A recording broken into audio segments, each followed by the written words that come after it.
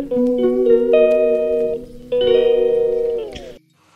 guys, today ay magluluto tayo ng beef soup. Ayan, yung ingredient ay beef, tomato, nor, cubes, garlic, ginger, onion, and white carrots, and head of the spring onion.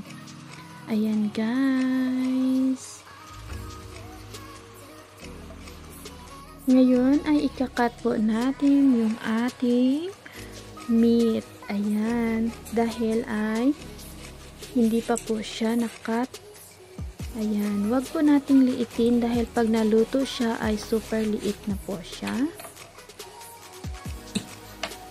Maganda yan guys pag i-mix natin with the beef bone.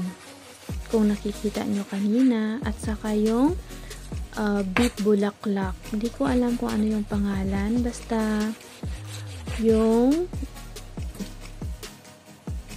beef na sa tiyan niya. Ayan, ikat lang natin siya ng ikat. Hanggang sa matapos. Ayan po ang kinakat ko ngayon. Ayan na po yung tawag na bulaklak or stomach ba yan? Galing din po yan sa beef. Mayroon din po yan sa pork. Clean na po yan bago namin binili guys dahil hindi po ako marunong maglinis. At wala naman dito yatang binibinta na hindi siya nalinis. Kaya yung gagawin ko ay mag-cut na lang ako.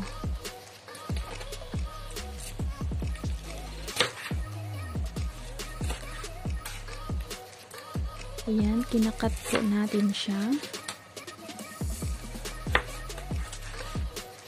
hanggang sa matapos nating ikat. Ayan, pasensya na po kayo sa ating background. Ang daming abubot dyan.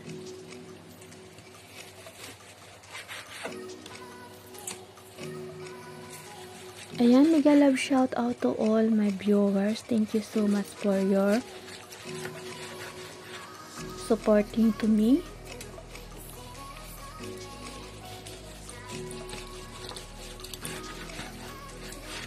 Ayan, continue lang po natin siya guys hanggang sa matapos.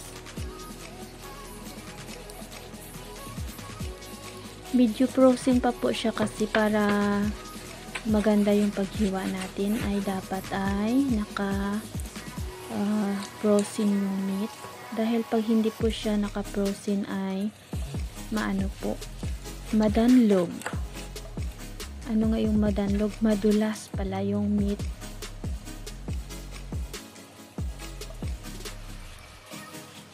Ayan, malapit na po matapos nating ikat. Habang nagka-cut po ako guys, nag-prepare po ako ng boil water. Ayan. And then ngayon ay hugasan natin yung cut meat natin with the meat bones. Mix ko na silang tatlo. Ayan, nahugasan na siya. Buksan natin kung boil na yung water.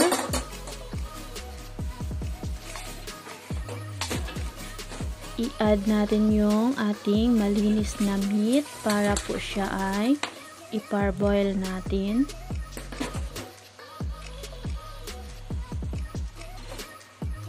Takpan natin ulit para mabilis mag-boil.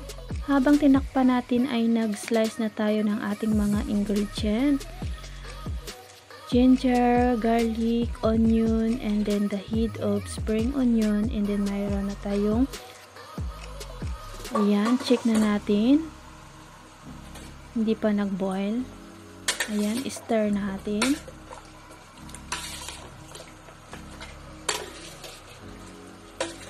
Stir natin.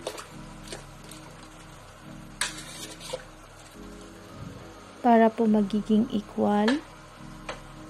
Maparboil lahat. Takpan ulit. Ayan, nag-boil na po siya guys. Ayan, kung nakita nyo po yung mga dumi ay nasa taas Yan po yung blood ng ating meat. Kunin na po natin meat natin.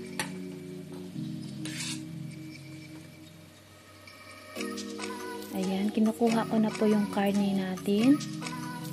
At saka hugasan natin para mas lalong magiging clear yung ating meat. Yung mga blood ay makukuha. Ayan, malinis na po yung ating meat. See, it's very clean, right? Because we doing parboil. All ingredient is ready except the white carrots and tomato.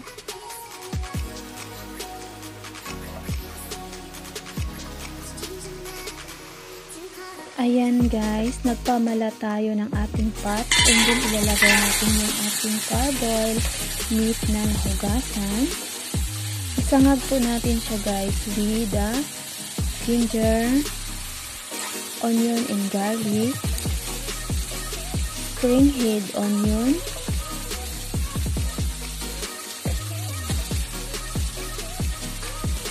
para po ay mawala po yung kanyang amoy. Buksan po natin siya.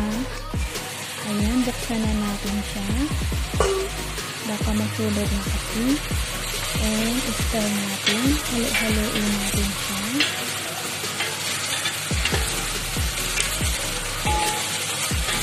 Ayan, halo-halo lang.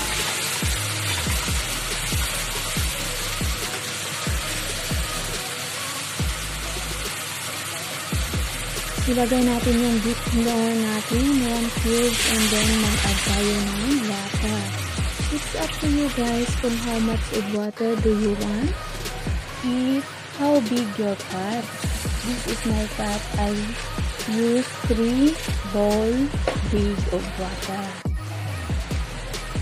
Ayan, ito na po yung pangatlo.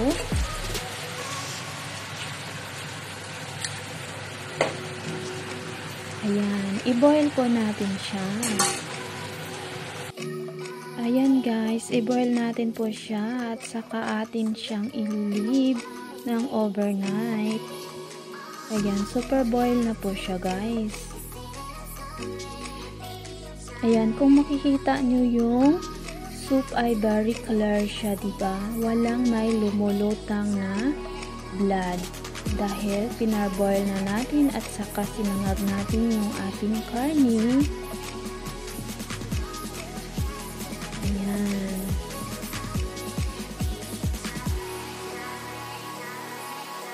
Ayan.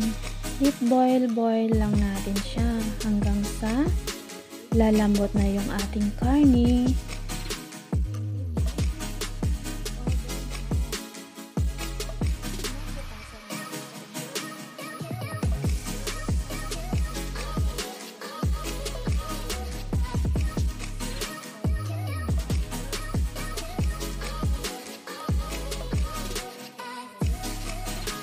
Ayan.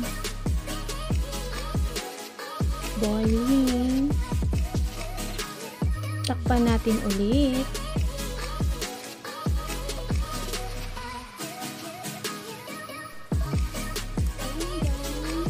Ayan. I-check natin ulit. Takpan ulit. I-off natin yung ating gas stove.